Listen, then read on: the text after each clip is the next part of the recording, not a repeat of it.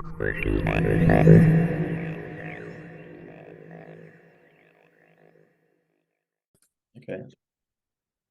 Hi, everybody. So today I have a very, very special guest, Brian Oxley, with me. Hi, Brian. Hello, James. Nice to see you. Nice to see you too. How's things? All right? Yes, good, thank you. Yeah, we've got a sunny day, so that's nice. Yeah, excellent. Well, today I wanted to discuss channeling. I know we touched upon it a little bit before, and I just wanted to do a bit of a deep dive on it and get your perspective on the process, um, the difference between channeling spirit versus ETs and everything that goes around that, including best practices and what to do if we feel uncomfortable with certain aspects of it as well. So I'll kick off with the first bit, which is, in your point of view, from your point of view as a platform medium, how would you sort of describe channeling to people who are perhaps not so familiar with it? I think it's a very good question, because sometimes I think, I mean, a lot of mediums will be inspired and will give inspired messages from their guides and helpers and so on.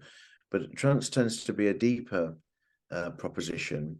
It is well known that the brain waves alter when we're in a trance-like state. Different parts of the brain fire at different times when that's taking place. But really, it's almost, if I can say this, and I think your viewers will understand, it's a sort of an act of surrender in a way, to literally move to the side as best you can and allow the words and the feelings and the characteristics of others to come through. I've been accused in the past of being a control freak, which I find quite amusing, but anyway, that's what people say. And so to be able to just step aside and allow individuals to come forward, it can be challenging, but there are ways in which you can prepare yourself. And also in the knowledge that you're only really working in the light, Hmm. that you're able to relax rather and know that those who do come forward are wanting to be of help and to be of service. It's a very vibrational thing, isn't it? It's like everything in life. Whatever you get back the experience that you are embodying at the time of doing whatever practice it is, I suppose. You could apply that to many different aspects. So I know that there are different kinds of channeling, right? So you've got conscious channeling, and as you were saying, trance channeling, and these are just different degrees of how much you're out to the side, right? I think that's right. And also, of course, it can come in a way, for example, it can come through writing. Yeah. You can, um, and there are there's a lot of literature out there which has clearly been channeled by a medium from a guide or a helper in the spirit world. I mean, some of the great people who are quoted often, like White Eagle, for example, or Silver Birch, or the wonderful book Life in the World Unseen, all channeled. The Mm. Afterlife of Billy Fingers, again, most of that is a channeled work. And so there are different ways of doing this, but spirit will work with us in the way that is most appropriate for the person. Yeah. So in my case, for example, even when I was trained to be a platform medium, long before I took any sort of trance courses or anything, I was always able to channel. I was always able to bring forward inspired words, but it was in my voice. It was only when I started to work with a tutor on the view that to expand this ability within me, that the voices separated. And I'm very conscious now of when energies are coming in and out. But it's, as you say, it's about practice, but it's also about going with what is right and appropriate at the time. Mm. Sometimes others will come in and speak. And am I the one to say, no, I'm sorry, you're not coming? Or do I take the view that, well, this is interesting. If they reveal themselves, great. If they don't, well, that's fine. But do the words mean something? Are they relevant? And so, you know, it's quite interesting when that happens. And you know internally whether it is your guides who you frequently bring forward, or whether it's another energy that has come forward, perhaps specifically for the person concerned. Are you And you're talking about calling cards as such now, aren't you? So you may get people may get a certain sensation of you know, of cobwebs or something like that, perhaps on behind their right ear, that might be always present when a particular energy comes in, and something else for somebody else. exactly. And I know when I'm going out, and I've been asked to do trance, and I was sort of prepared to do that. I know from the side in which the individual comes into my awareness who that's going to be, and so that's important. But I think a lot of this, though, is understanding and trusting, knowing that the spirit will never let us down, and that often, you know, I sometimes there's an event I do on a reasonably regular basis, and the person who runs that always invites questions. Yeah. And I'm sort of to the side, but I'm sort of aware. And so when certain questions are asked, I often think to myself, "Oh, I wonder how they're going to answer that." And then the answer comes through, of course. So all of these things, and also, I mean, there are some mediums, I've seen this a few times, who will actually give messages from spirit loved ones in trance. I mean, I guess monologues are one thing, but I remember hearing you say to me many times, if someone's asking you a question, it kind of creates a, I don't know what to call it, but like an energetic full Yeah, full yeah, circuit. it's like a mixing of the energies in a way. So you're by doing that, you're bringing the energies from the higher levels, higher dimensions, are able to then come through and be grounded much more strongly. And I've often heard and felt myself, for example, when I'm sitting with other people who are channeling, that you get a sense of energy broadening and expanding around you when you're in that dialogue. That's right. And the energy has its own feeling, like its own signature in a way, because it is different to other energies. But that interaction between the spirit and the individual who's being addressed or spoken to, I think is very important. And the backwards and forwards is useful, because often our minds are only able to take on or take in a certain amount of information at a time, and then we have to sort of process that for a minute, and then so I think that sort of backwards and forwards is important in terms of the sitter being able to understand what is being said and to integrate that, let's say. But also it gives it's not a rest period, it's not a break for the spirit, but it engages the sitter, and therefore the energies are much more together, I think. What would you say, like, in terms of the difference from your point of view when you're channeling spirit, so some human who's passed or transitioned, versus you're channeling some consciousness that is not, say, originally from the earth, an extra dimensional consciousness or extraterrestrial consciousness? There's a difference. I find there's a difference in it's going to sound strange, this, but it feels lighter to me, is how I can say it, is how I would say it to you. And also I get a sense of the physical shape of the person who is speaking to me, or through me rather. Whereas with off-world consciousness, it tends to be more amorphous. It tends to be less defined. That's how I feel it anyway. And it may be the same consciousness each time. It varies a little bit, but sometimes, you know, and again, because I've got to know over time now what these feelings are like. But there is,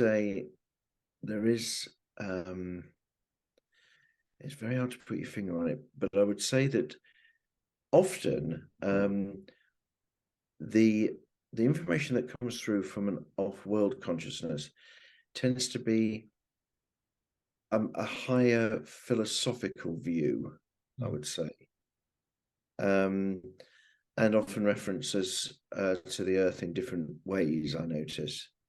And certainly with the guides that I channel, yes, they give the philosophy, but they also make it very grounded on the earth. It has to be something which is of value to someone. Mm. Words are heard.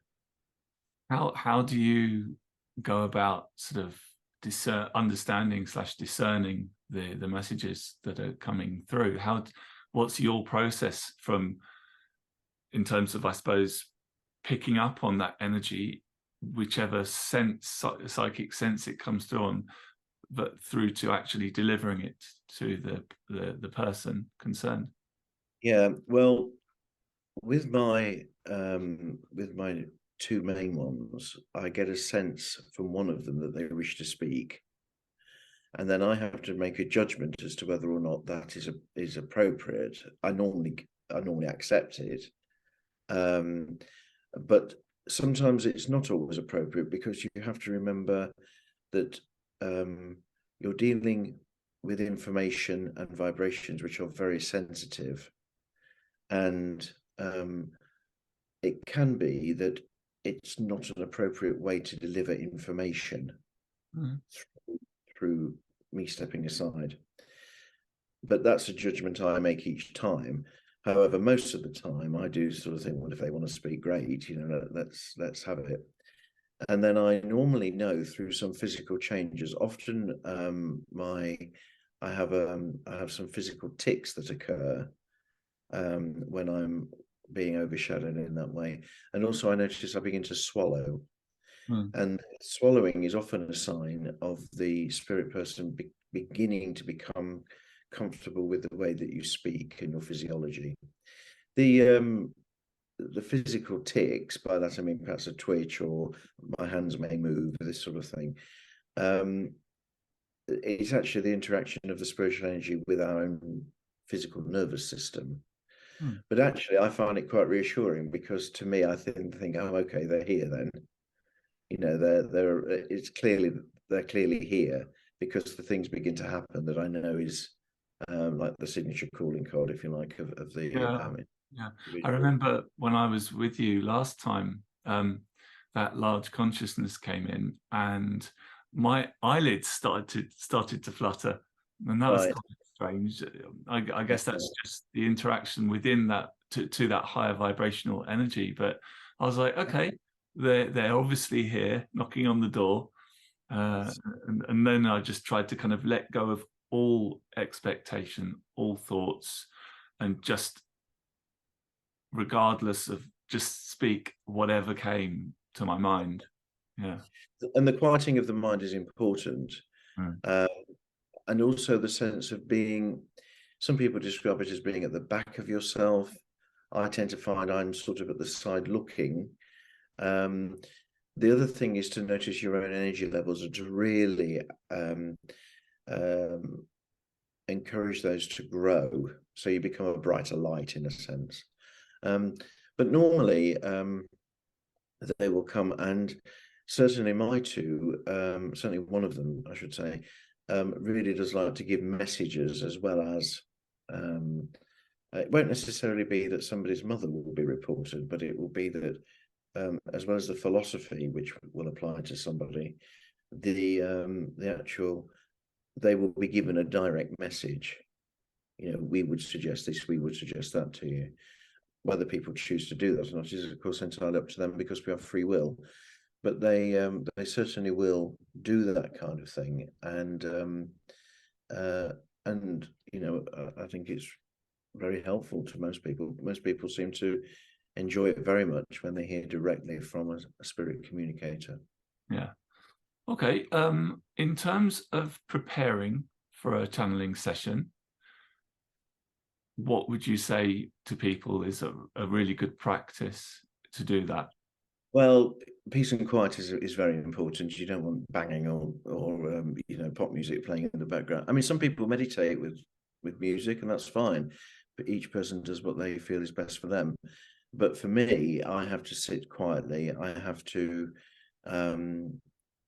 sort of ask them, I invite them to come in, and I just allow the process to happen. Certainly turning up my inner light is something which I always do.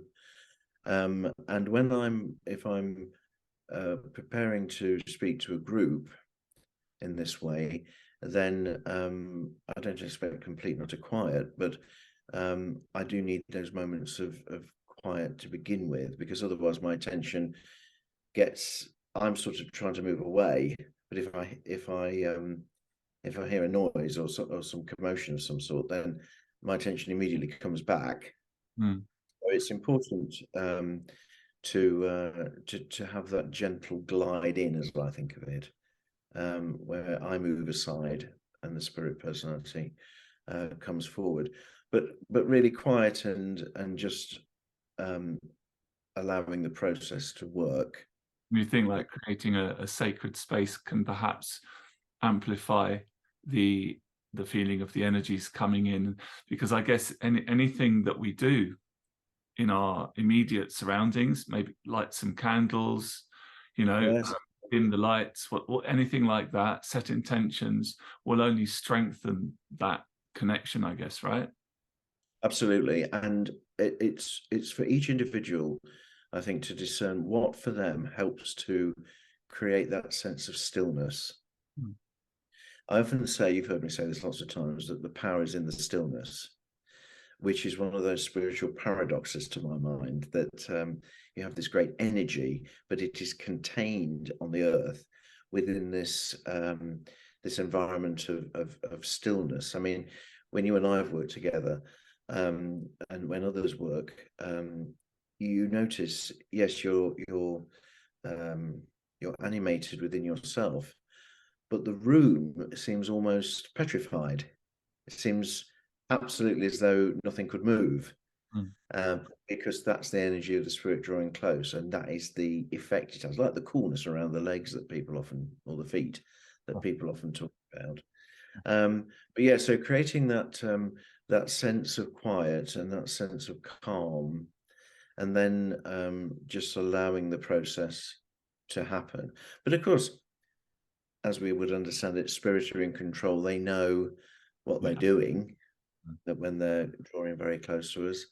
But it's our responsibility and our job to make sure that the conditions are as best they can. But as I say, I think sometimes, I mean, I've been to visit people who've brought forward particular guides to speak to me, and the person just sits down and closes their eyes, whereas other people I know can take 15 minutes to get to that state. Yeah. It just depends sort of where you are and how you like to work.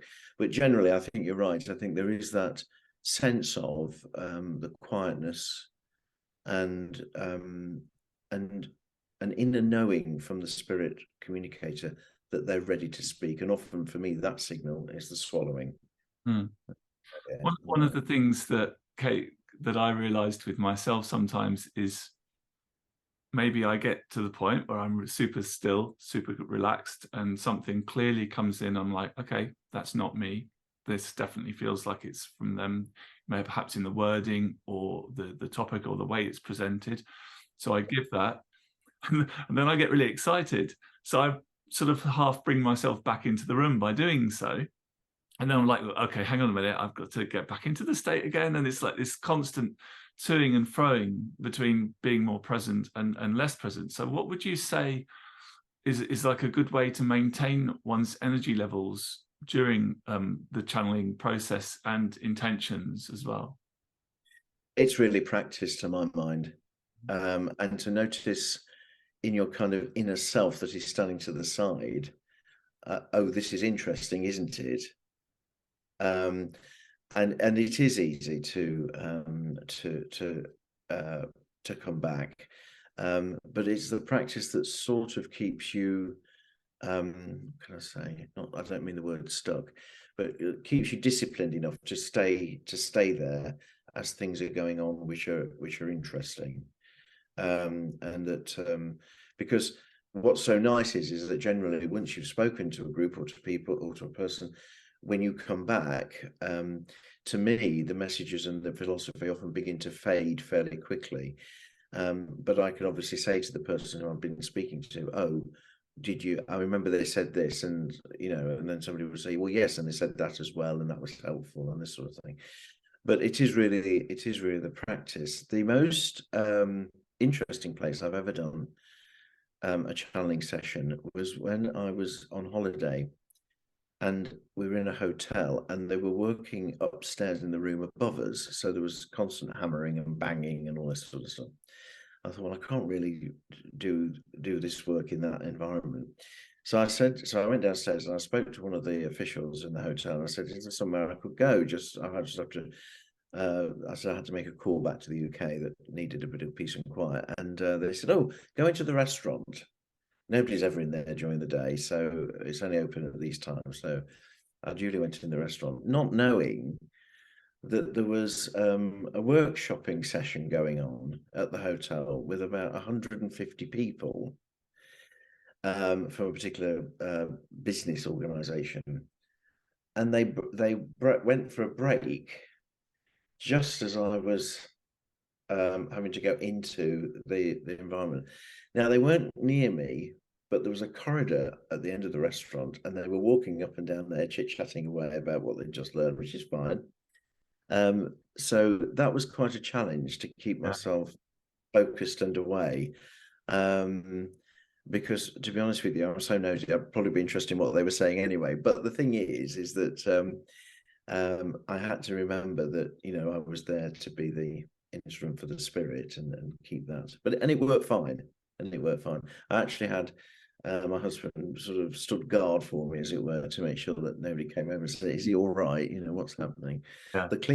A cleaner went by with, I was told afterwards, with a mop and a broom, and looked at me rather strangely as to what's this Brit guy doing in America? What's this British guy doing speaking to a screen in that voice? But anyway, but it did work. But but I wouldn't have liked to have done that as the first time I was working. So just like in the background. Just about being comfortable, isn't it? So that you can relax until you get more used to it, where I guess it'll then just become a lot easier to get into the state more quickly wherever you're at. Exactly. And it is a known thing. It is a known experience of people that sometimes their channeling will be for 5 minutes, then it might be for 15 minutes, and then it might be for 30 minutes. It is the practice that as the spirits, as the individuals draw close to speak through us, they get more comfortable with us as we get more comfortable with them. And the the interaction, let's say, actually enables you to continue for longer. But it's also important as well that you're not tired. I mean, I'm not saying you can't do it if you're tired, but keeping your own energy up is important. And also asking, of course, for protection before you start. That's also important. What would you say are the kind of benefits of the whole channeling process for people? Well, I think there are several. I would say to you the first one is that obviously you are bringing forward the words unfiltered. So in a sense, when you say, for example, you alluded to the work I do for divine services. When I'm giving clairvoyance from a platform, clearly I am interpreting what I am being shown or hearing, and then I'm giving that off as my message, or as the message from the communicator. And sometimes you do have to go back and clarify it because you haven't interpreted it quite as it was meant. And it's interesting how often when that happens, the person then says, "Oh yes, I know what you mean," because you've actually got it right. Whereas, of course, when somebody steps forward, it's your job to give what's being said. I mean, they're in effect, it's not just influencing what you're getting, but you're actually saying what is being brought forward. So I think sometimes that coming through unfiltered is important. sometimes people value very much the fact that a spirit guide or helper has taken the trouble to actually speak to them directly. Yeah. That is, and you know, I mean, and there were years ago. I mean, I'm going back a long time, but there is a history in spiritualist churches of people actually doing the whole service in trance. Mm. In fact, there was a lady I saw her work a couple of times, Teresa Doherty, who came from the Hastings area, and she would literally do the whole thing in trance. She would close her eyes, she would give clairvoyance in trance, she would open her eyes. In her voice, she would say, "I'm coming to the gentleman here or there, or the lady here or there." Close her eyes again, and immediately the guide was back and was giving the clairvoyance. So it's just very powerful technique. So I think there are those two things.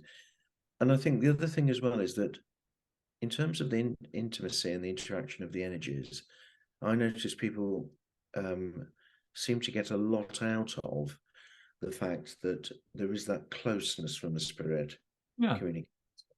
Literally, you know, manifest in another individual. And you know, and that can be quite profound for people, I think. Yeah, it's that sort of reassurance that the family member who's transitioned is okay. It's the perspective that, you know, things don't end when we pass. Absolutely. In fact, we are eternal, multidimensional beings. You know, and this is just a particular journey, an experience that we're on. So it's bringing these much sort of wider ideas into our human collective consciousness, which is, I think, obviously has so many benefits and other new perspectives. I know, and I'll have to put a link to their website because I'm talking about him, but Bashar, he talks about, I think in some of his transmissions, he talks about a space-time antenna, which is something that you can actually build, that he's given instructions to use. And it's a proper thing, and it's about working with the energies, encouraging one's connection. I don't remember the specific you know, the purpose of that off the top of my head, but I'll put a link in the description for anyone who's interested to have a look. But so it's more so much more than just connecting with loved ones and guides, counterparts, what have you, but also bringing in new information. A lot of people say, for example, that Nikola Tesla, got information by the way of downloads, which led to his discoveries, which unfortunately didn't really proliferate perhaps as we liked in our version of reality. But, you know, the seed was planted, wasn't it? And I think we'll probably end up heading we are heading in that direction already.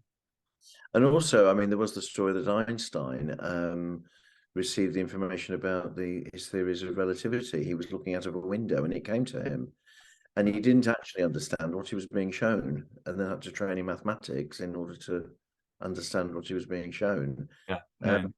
I would also say this alludes to your earlier point about connecting with what I call off-world influences, ET influences, and so on. Is that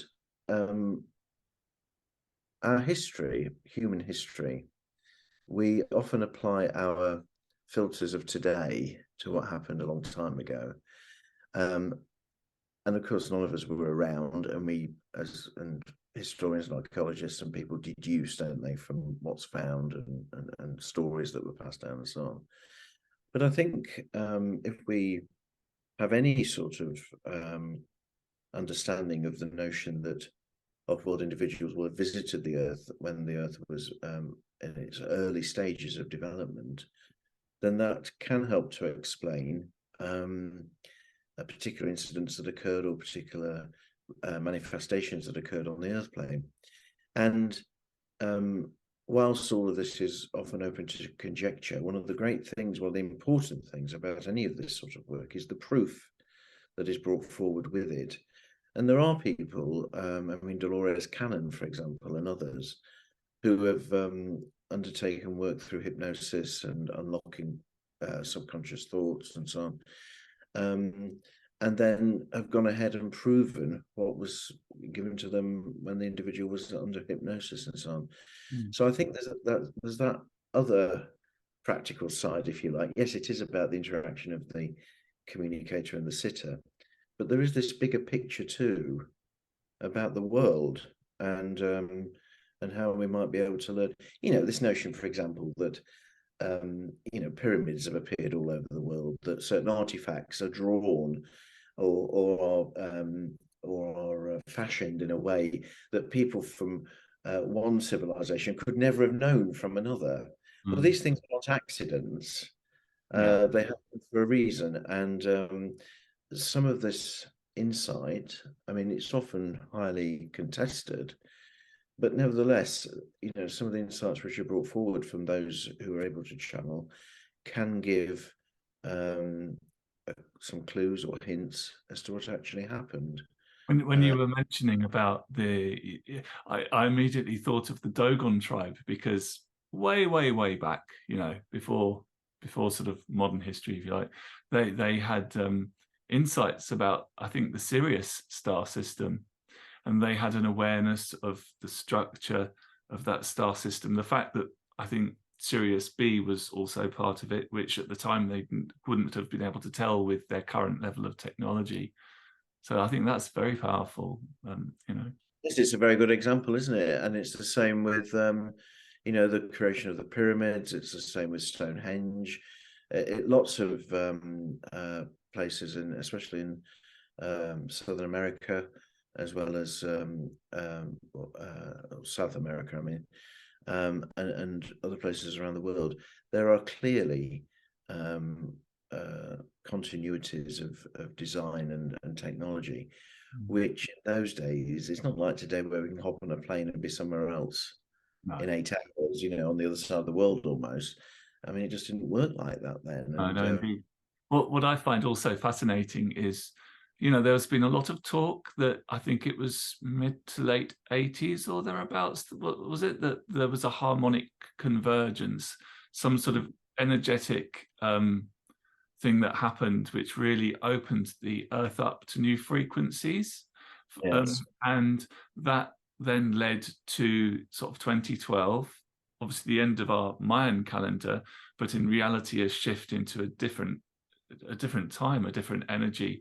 And really since those points, or really ever since sort of the 1950s moving forward, we've just seen more and more channels coming to the surface, sharing wisdom, from the ones that I'm sure all of the listeners will be aware of Jane Roberts and Seth, going back, the Ra and the Law of One, channeled by Carla Ruckert. So lots and lots of at these various points in our recent history, I guess energetic gateways have occurred, then these higher energies have been able to come through. Absolutely. And what often strikes me about some of this work is that they're almost like what we might have called at school or at university standard texts. They become really the basis of a new truth. And that's a huge it's of huge importance, because if we choose to look at it and consider it, it's something that we can very practically incorporate into day-to-day life going forward for the whole of humanity, really. It only takes one person to bring all that through, and then with the technologies we have today, everybody can read it if they choose to. Yeah, absolutely. But I think the thing as well, just on that, about the energy, is I mentioned earlier about that I'm quite open to whoever or whatsoever wishes to come through. But that's not to say, though, that I would be a completely open channel. I mean, everybody has a boundary, and everybody has to be comfortable with the energies that they're working with. I mean, I don't tend to sense difficult energies, which I'm quite pleased about. But if I did, then I'm present enough to know that isn't something that I would want to engage with. Yeah. The other thing as well that you mentioned about people being comfortable, I think there is always, I mean, my great mentor, Betty Horn, she always used to say that if in meditation we ever got anything that was difficult, uncomfortable, or was a problem for us in some way, then it was perfectly fine to come back, because that wasn't part of the intention of sitting in the light and sitting in the power. Mm. And generally, I don't find it happens with people, certainly people who sit with me, and certainly in my own meditations, I don't find things like that happen. But it's always important to remember, excuse me, that we are the ones, I say we are the ones in control. It's a two-way street. But if we do get into a position where things are not comfortable, then obviously that's up to us then to take the necessary action, whatever that may be. Yeah, absolutely. If you're not feeling comfortable with how you are within yourself or the energy, you're absolutely able to stop it yourself at any Right. time. But I want to say here that it's important for people, I think, who are embarking on this path, just generally spiritually awakening or looking into channeling in a bit more detail, that the importance of doing shadow work, working on oneself, because the simple fact, the more we know of ourselves, the more all from one sort of extreme of the more heavier energies to the much lighter energies and everything in between, the more we understand or have really integrated within ourselves, I think our core vibration can begin to rise. And obviously, the more inner work we do, the more high we're going to be able to reach in terms of the consciousnesses that we start to be able to bring through. So very, very important to do a lot of inner work, and not all of that is comfortable, but it's about framing that work in a really positive way, knowing that it is helping us quite simply understand more of who we really are. Absolutely right. And I think, I mean, you and I discussed this the last time I was on your channel here, about the propaganda of the senses, about knowing what is really true, Yeah. and what we perceive as true. And having that discernment, having that slightly being the witness sometimes in our life as well as the participator, that can give us insights about how we behave and who we are and so on, in ways which, well, there's the famous saying, isn't there? The unexamined life is not worth living. It wasn't a Madonna pop song, I think, but it is some from ancient times who coined the phrase. And that is very true for us as well, because we have to know ourselves better. And even when we have issues that perhaps are difficult for us to resolve, or that we literally just have to live with because that's the way our lives are, we can choose to live above them. It's not easy, but we can choose to do that. And when we do that, then again, that gives us even greater insights as to who we are. And in a way, that unfolding of ourselves can often be part of, as you were saying, part of the unfoldment of the spiritual awareness as well. Yeah. And one thing I've definitely learned in recent times, it's being reminded to me again and again, is what you resist persists. So it's reframing what's going on in your life, looking at it and trying to get to the point where you can say, okay, this feels pretty bad, pretty challenging at the moment. But, if I take a step back from that, maybe me going through this channeling, this challenging time will help me birth into some new chapter of my life where I feel a greater level of contentment and I'm more aligned with what I truly love to do. I'm sure that's absolutely right. And the important thing to remember with this is that when an individual is in the midst of perhaps feelings of really great overwhelm, as can happen, perhaps there are challenges from a variety of different sources. It can be very difficult to think, well, how on earth do I get from A to Z? How do I, this is what I'm really looking for, whatever that looking for is, but I'm here and I feel completely stuck here. But we know, don't we, through our intention and through visualization and affirmation, that over time, the energy, the universal energy around us will begin to shift. And we are co-creators of our reality. Yeah. We have that understanding. maybe it doesn't happen as fast as we like, but maybe that's another lesson we have to learn. But nevertheless, it will happen, and it may take a while. And the strength of the speed of the change can often be linked to the strength of our belief. Yeah. And so, therefore, over time things can shift. And Wayne Dyer used to say that he was the same. His body was different, although he was the same person. Yeah. And so he would look at himself over time, and he'd be a young man, a middle-aged man, an older man, and then of course eventually he passed from a cancer. But they were all him, but they were all different lives in a sense on the earth plane. Yeah, and definitely. then shifted accordingly. And it's just the same as people. I mean, I've been looking recently at one or two videos online of people who live to well over 100, go to the gym 3 times a week.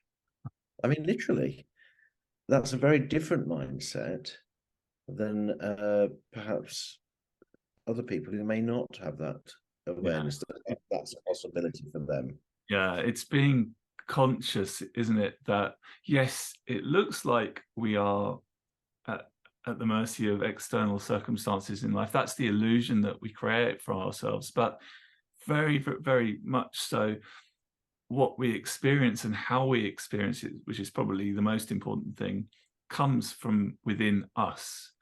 And one thing that I'll always remember reading once was to think of it like we're walking around within our own consciousness, in a sense, which really does start to shift the energies. And you think, well, okay, I'm getting this illusion or this feeling that something over there is affecting me and I'm not responding well. But then there's your opportunity to work on it, shift the perspective around. And as you say, with a little bit of time and persistent work on that and shifting the energies, that reflection will change. Absolutely. There's a screen, a video screen, I think it's somewhere in Korea or Japan, where it has a very clever system where things look almost as if they're coming out of the screen. It's like a 3D effect. And this is in a very busy square in one of those countries. And when a new image is coming for us, I think the most recent one was a whale coming out, and this sort of thing. And people, they know that it's coming on, they stand and watch. That could be hundreds of people, but every person will see that image differently. Yeah. Effect on them, depending on their vibration at the time. It reminds me of that there's a sketch, isn't it, in the first Back to the Future? Oh no, the second one, when Martin's sort of in the square and this Jaws thing comes out of him and he gets all scared, but of course it's just a hologram. And I remember these big I'm not saying that real life's like that, but it's a funny comparison. Well, it's an interesting one, but again, the fact that it's that he reacted in that way, and somebody else might just think, "Oh, that's cool." Yeah, exactly. So the last thing I wanted to ask you before we draw this to a close is when you think like sometimes it might be worth getting assistance or support from someone else, like in situations that perhaps go over somebody's level of comfort. Or I know I've heard some stories where people can then they start to feel out of control, maybe with certain energies, and that can cause a little bit of fear to come up within them. And then of course that would manifest. The reflection of that could be maybe some energies around where they live, or some being showing up when they didn't want, unsettling things like that, which we all know that has been known to happen sometimes. How would you advise people on sort of what to do if that sort of thing happens?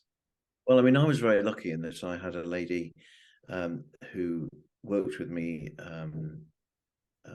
latterly in more recent times, who is a trance medium herself and knows the subject inside out, and is always seeking to develop her own gifts further, and then helps other people to do the same.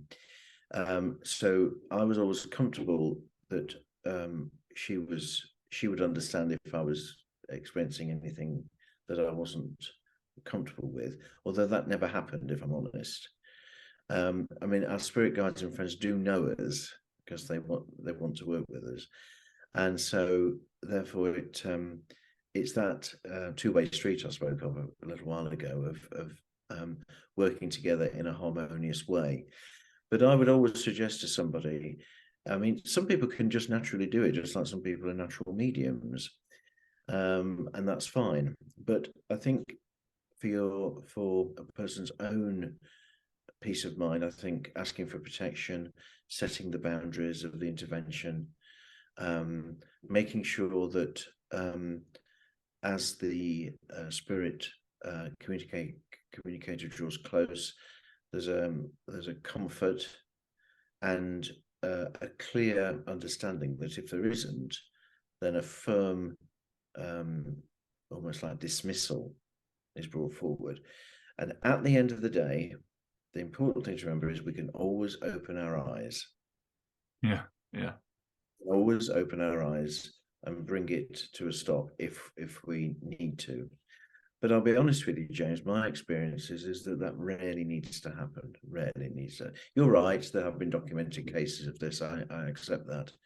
But this is not a kind of what should I say? It isn't a quantum leap when people do this. Excuse me, it takes time to develop this. There may well be a natural ability there, but as I explained earlier, in my case, it was my voice all the time. It was only when I had clearer, proper tuition that the voices began to separate. So it's important to find someone, I think, who the person would trust or who's got a good reputation in the field, but also to allow patience, because for some people it does just not happen with the click of the fingers.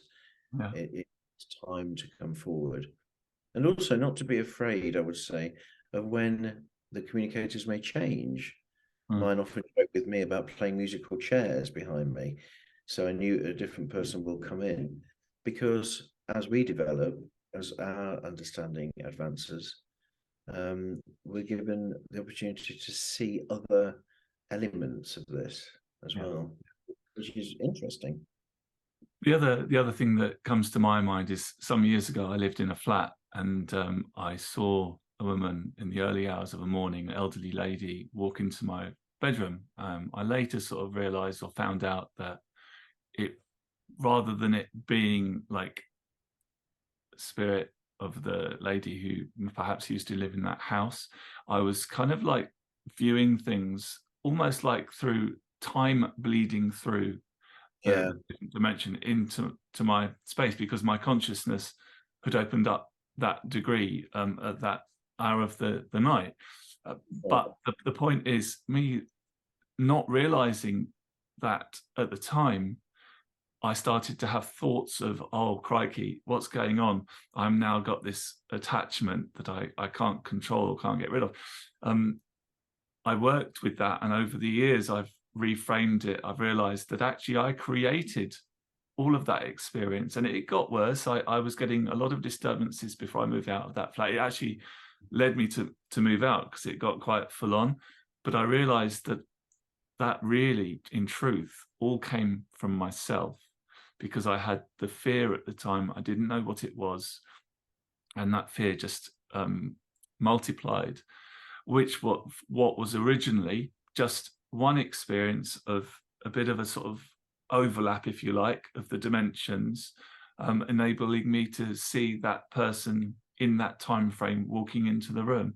So if people do have these sorts of experiences, I think it's, we can use the permission slip of getting outside help, because that works fine for a lot of people.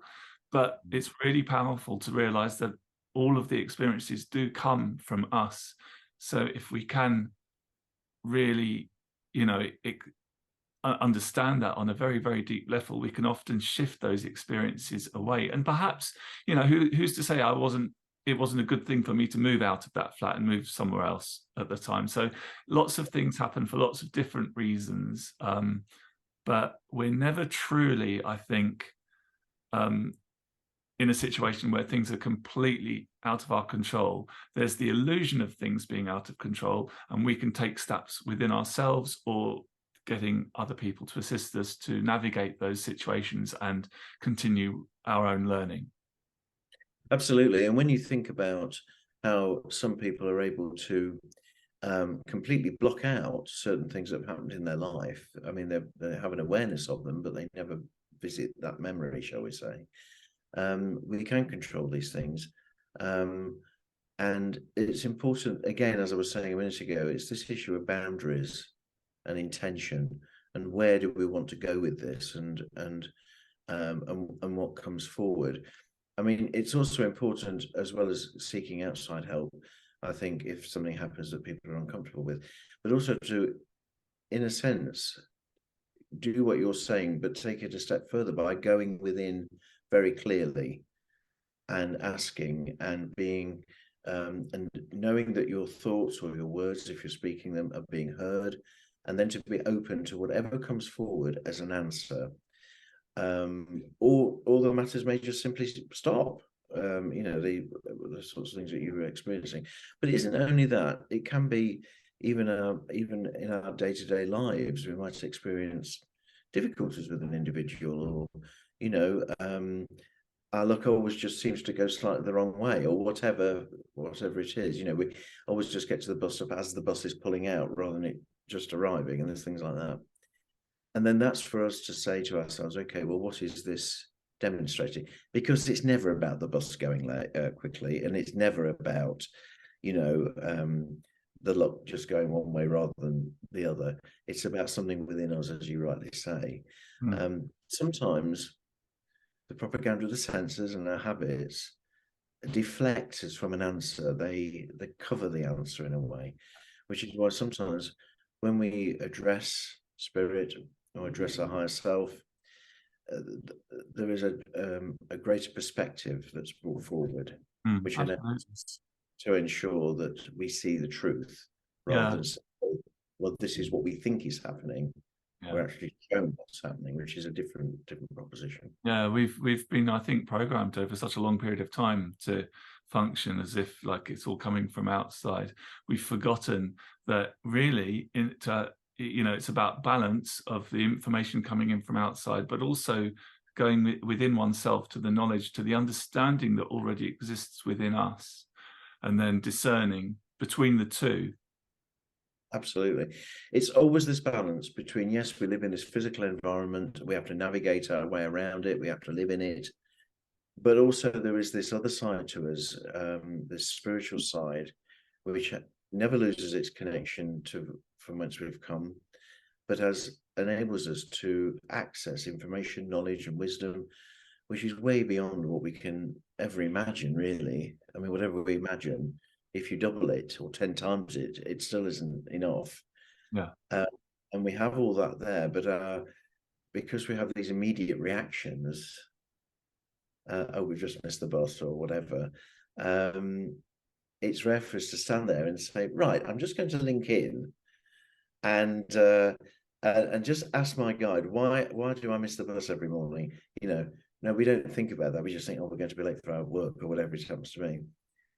But when we give ourselves the opportunity to make that time just to be the witness and to ask the questions, then a whole different world opens up to us. Yeah, definitely.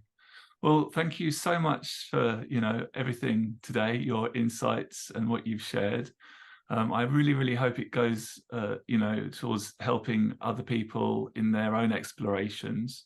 And before we finish, just to say, I'll put your email in the description of this. And is there anything else you want to share about your own services and what you offer? Well, I do regular divine services, as you know. I also do demonstrations of mediumship. Often they're publicized on Facebook and social media. So if somebody were to search for my name, they would find them. I do one-to-one readings and other activities. And if people are interested or would like to know anything more, just drop me an email and I'll happily reply. Fantastic. Cool. Well, thank you so much, Brian. And thank you, everyone. I hope you found today's talk useful, and I'll see you next time.